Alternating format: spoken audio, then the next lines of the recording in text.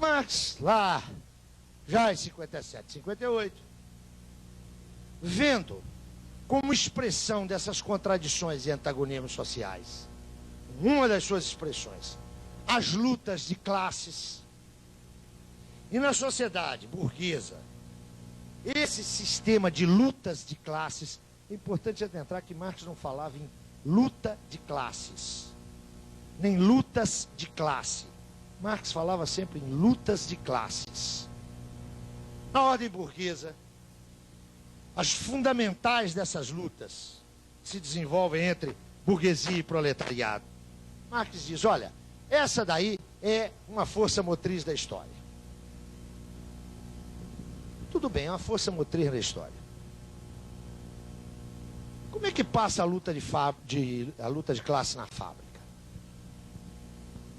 Na fábrica, aqui, ó, onde classicamente se produz o valor, é aqui, ó, que se cria a riqueza. A luta de classe aqui toma que forma?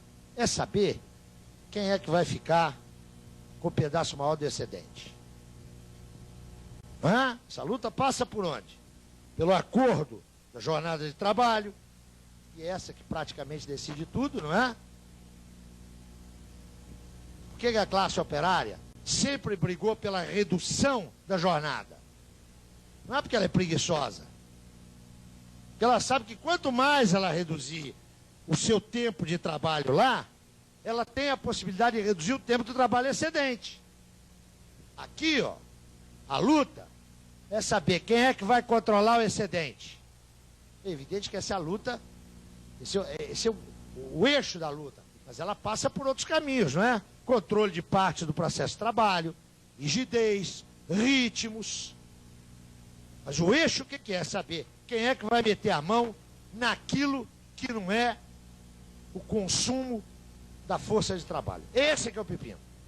É evidente que aqui, ó, os antagonistas são visíveis, são claros. Esse negócio aqui só tem dois lados. Não tem três não, viu? Olha como os marxistas são atrasados, né? Eles dividem a realidade num lado bom e num lado mau. Haja paciência, não é? Não se trata aqui da luta de bons e maus, não tem nada disso. Se trata de uma polaridade que é factual. Aqui, ó, a luta de classes passa entre o produtor direto e quem se apropria do excedente. Mas e aqui na escola? Luta de classes passa por aí?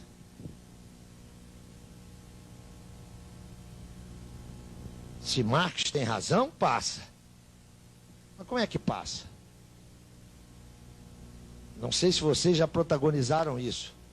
Eu estou há muitos anos na universidade, desde estudante, né? No meu tempo, a luta de classes passava por um certo segmento, que aliás hoje até ocupa altos postos no Executivo Federal, passava entre opressores e oprimidos. Opressores eram os professores e estudantes eram os oprimidos. Estou cansado de ver isso no processo, no falso processo de democratização da Universidade Brasileira. Eu sou contra a eleição direta de reitor com voto universal. Eu sou Zé Paulo Neto, RGM 271.207 SSPMG. Sou contra. Aí vem a garotada da esquerdalha, bota a mão na cintura, né? Normalmente aquela menina cabeludona, com aquele vestido hindu, e diz assim para mim, mas que coisa! Você quer eleição direta para presidente da República e não quer a mesma coisa para reitor. É isso mesmo, minha filha. Porque em instância eu escolho um presidente da República pela sua representatividade social e pelo seu programa político. Universidade não é sociedade, não é partido político. Aqui, ó, a mediação é a disputa pelos sistemas de excedente. Aqui, ó, a mediação é outra, é o saber, é o conhecimento. Então a luta de classe não pode passar aqui do mesmo jeito que passa ali. Aqui, ó, A luta de classes não passa entre opressores e oprimidos, entre exploradores e explorados. Aqui ela passa pela direção social do conhecimento. É outra coisa. Sabe por que ela passa por aí? Porque essa instância aqui tem particularidade. A particularidade dela, o que é? É a preservação, revisão e ampliação do estoque de conhecimentos. Neguinho, das grandes empresas, quer eleição direta mesmo para reitor. Porque tem que prometer um bocado de coisa para as várias corporações que operam aqui dentro, depois não tem dinheiro, aí transforma a universidade num balcão de projeto. E quem é que compra projeto da universidade? É o português ali da esquina que vende bacalhau? Não. É a Ródia, é a Shell, é a Telemar. E aí está a garotada toda satisfeita. Elegemos o reitor diretamente. A luta aqui passa pela direção social do conhecimento. Logo, a luta de classes aqui passa por condutos que não são os daqui. E nessa coisa aqui chamada família? Passa ou não passa a luta de classe? Claro que passa. Ela é constitutiva das famílias. Eu sempre digo em todos os cursos que eu dou, façam uma análise no lugar onde vocês vivem do entrelaçamento das famílias. Eu, numa palestra que fiz aqui, repetia aquele troço do Tancredo Neves em 85. Né? Às beiras do colégio eleitoral, seus assessores preocupadíssimos com o que ia acontecer e o Tancredo tranquilão. Ministro, o que está acontecendo é o seguinte, das 50 famílias que controlam o Brasil, 30 estão comigo. É isso mesmo. Sabe onde é que passa a luta de classe aqui, ó? Na constituição da família. Aqui em Recife eu não sei, porque eu conheço muito oligarca e aristocrata nordestino que transita por espaços democráticos. Mas em São Paulo e no Rio de Janeiro, a minha filha, eu tenho uma filha de 27 anos, belíssima. Freud também explica isso, não é? Minha filha não tem a menor chance de casar com os filhos do Antônio Hermílio de Moraes. Sabe por quê? Porque os espaços urbano-físicos que ela frequenta não são os deles. O lazer dela não é o deles. Esses caras são os inencontráveis, como diria Lefebvre. Estão hoje em São Paulo, fim de semana estão em Ubatuba, no outro fim de semana estão em Nova York, no outro estão em Cannes. O padrão de socialização deles é outro. Então, a luta começa antes, mas se por acaso, eu até gostaria para minha velhice empobrecida de professor universitário, se por acaso minha filha se casasse com um deles, ia ser com separação de bens. Se o amor fosse muito, seria com separação parcial de bens.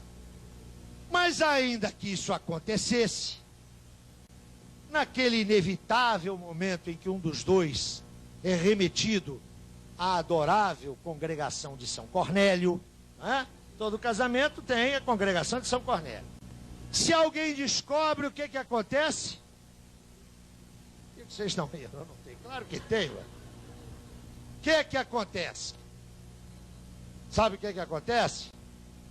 Ele vai botar um detetive particular que vai filmar a entrada no motel, a saída no motel, o gravador, se possível vai fazer um flagrante, sabe para quê? Não é só para ficar com chuchu, não. É para manter a guarda dos filhos. Porque é por aí que passa a socialização básica. Agora, quando não é assim, 2 processos. Um já julgado, portanto não estou cometendo nenhuma indiscrição, e outro ainda em processo de julgamento. Alguém em casa deve ter uma geladeira prosdóximo. Hã? A da minha casa é prosdóximo. A família paranaense conhecida, né, de uma pequena metalurgia que se transformou, hoje foi comprada, como tudo, porque esse país está vendido a leilão aí, não é? Foi comprada pela Electrolux. Era uma refrigeração Paraná, Refripar, de uma família muito tradicional de Curitiba, os prosdóximos. Aquela gente que começa com uma pequena metalurgia, onde ainda há trabalho pessoal investido do capitalista, vai crescendo, separa a propriedade da posse e vira uma grande empresa. 30 anos depois, o cara olhou para aquela senhora trabalhar com ele, mas viu que ela estava com varize, não é? Estava gorda, feia, que não havia plástica ou botox que resolvesse. Foi andar com nota de 30 anos, mas tem que ir para separar. E aí a coisa vai para o fórum. Sua Excelência não quer dar nada à mulher. A outra quer 500 milhões. E fica esse espetáculo maravilhoso aí, em asta pública, de toda a sujeira familiar da grande burguesia aparecendo. O outro caso, conhecidíssimo, é o do senhor Johnny Saad. O cara chama João mesmo, mas como ele é Saad, contraparente do Adhemar de Barros, a Rede Bandeirantes, né? Não sei se vocês sabem, todo mundo diz que o Adhemar de Barros é ladrão. Aliás, ele mesmo dizia, rouba, mas faz. Ora, o genro dele, o João José Saad, ou João Jorge Saad, morreu há pouco tempo como benemérito da telecomunicação brasileira. Quer dizer, o sogro é ladrão, mas ele construiu lá, no Morumbi, os seus estudos. Ele é um homem honrado e certíssimo. Deve ser, eu suponho. Não tenho prova nenhuma em contrário. O filho dele casou-se com uma perrapada e está há 4 anos brigando no Fórum de Pinheiros. Passa por aí a partilha da propriedade. Mas é óbvio que a luta de classe aqui, ó, porque essa é uma instância de socialização, onde o meio homogêneo é o tal afeto, aquilo que a gente chama de amor e outras coisas iguais, ela não passa do mesmo jeito que passa aqui e ali. Aqui, ó, passa o controle da socialização dos filhos e o caminho da herança. Se eu não levar em conta particularidade disso aqui, eu acho que a luta de classe passa do mesmo jeito do conjunto da sociedade. É evidente que Marx não tem nada a ver com isso. Aqui, ó, o que comanda a forma pela qual a luta de classes atravessa as várias instâncias, as várias estruturas, as várias esferas, é o sistema de mediações dominante. Se o sistema de mediações é diferente, é óbvio que a forma e o impacto das lutas de classe não são os mesmos. Quem é que decide isso? Ninguém decide, não está escrito. Tem que estudar, tem que pesquisar, tem que encontrar as categorias, ou seja, os traços constitutivos do fenômeno social real.